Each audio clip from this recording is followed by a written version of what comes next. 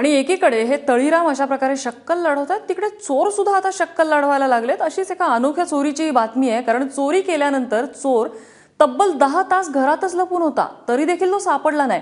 नेमकी अशी शक्कल कोणती लढवली होती त्या चोराने, आपण पाहूया सविस्तर रिपोर्ट।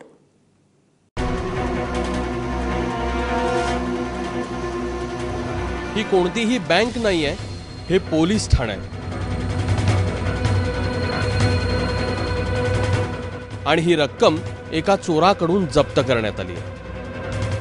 अशा चोराकडून जो चोरी झाल्यानंतरही त्याच घरात 10.5 तास तळ ठोकून होता। नागपूरचे प्रसिद्ध व्यावसायिक विष्णू अडवाणी सकाळी मंदिरात गेले आणि घरी परत आले तेव्हा त्यांना घरात ठेवलेली 50 लाख रुपयांची थैली गायब असल्याचं लक्षात आलं। घरात बळजबरीने कोणाचीही एंट्री झालेली नाही, चोरांनी घरही विस्कटलेलं नाही, त्यामुळे ही चोरी केली तरी कोणी असा प्रश्न निर्माण झाला।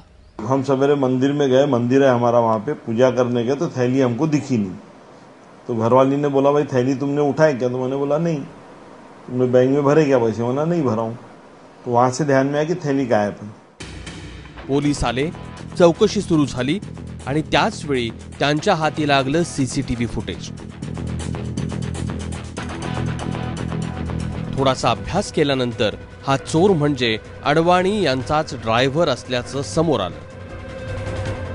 आरोपीचा शोध घेऊन त्या आरोपीला माझे इथे नेमणुकीत असलेले PSI दराडे व स्टॉप यांनी चिंचोली जिल्हा अमरावती येथील आरोपीला ताब्यात घेऊन त्याच्याकडून आतापर्यंत 36,40,000 रुपये हस्तगत केलेले आहेत। गंमत म्हणजे अडवाणी जेव्हा घरी परतले तेव्हाही ड्रायव्हर शरद अडकीने घरात दबा धरून बसला होता आणि जेव्हा संधी मिळाली तेव्हा तो पसार झाला। 11 घंटे ऊपर छुपा हुआ था, हम ऊपर गए नहीं, हमारे ध्यान में नहीं था ये ऊपर कोई होगा करके।